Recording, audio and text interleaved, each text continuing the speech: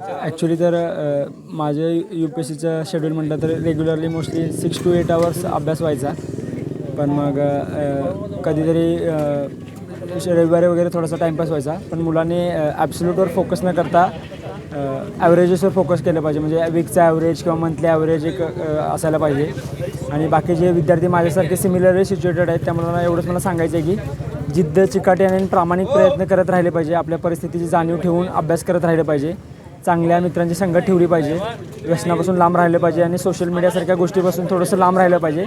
जेणेकरून आपण आपल्या कष्टांवर फोकस करू शकतो. आणि हेच जे कष्ट आहेत की जे आपल्याला प्रयत्नातून परिस्थिती बदलण्यासाठी मदत करत असतात. सो एवढाच एक मोलाचा सल्ला मी त्यांना द्यायचा.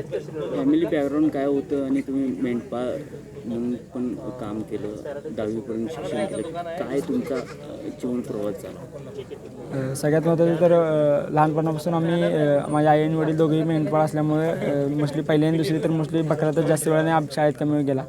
पण नंतर मग अभ्यासात थोडंफार चांगला असल्यामुळे शिक्षक वगैरे वडिलांना बोलवून घ्यायचे. पण मग 7वी 8वीनंतर वडिलांनी असं डिसाईड केलं की बकरी सोडूया आणि गावाकडेच परमनंटली शिफ्ट होऊया. मग अचानक अर्निंग सोर्सेस बंद झाल्यामुळे खूप फायनान्शियल हार्डशिप क्रिएट झाले 8वी ते 12वीमध्ये.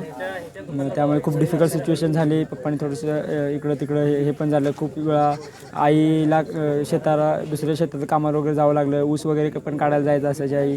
वडील सेंटरिंगला पण जाऊ लागले.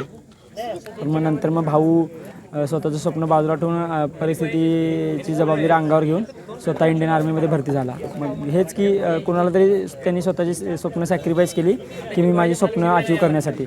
सो मला एवढंच सांगायचं आहे की जे त्याग माझ्या भावाने केला त्याचं मी कुठेतरी त्याला फळ देऊ शकलो असं मला मनापासून वाटतं. कसं पाठबळ मिळालं तुम्हाला? काय अभ्यास केला?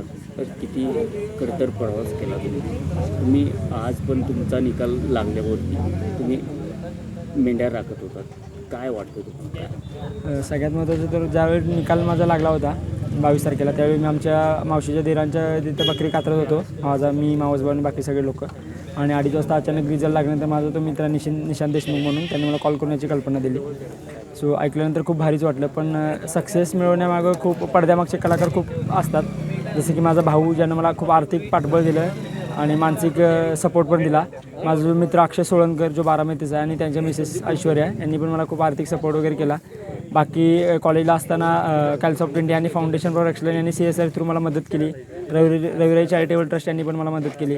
सो असं असतं की ज्यावेळी तुमची स्वतःची खूप क्वालिटी असते आणि तुम्ही खूप प्रामाणिकपणे प्रयत्न करत असताय त्यावेळी मदतीचे हात तुम्हाला मदत करायला नक्की सरसावतात. सो आर्थिक अडचण ही तुमचं कधीच अडथळा बनायला नाही पाहिजे.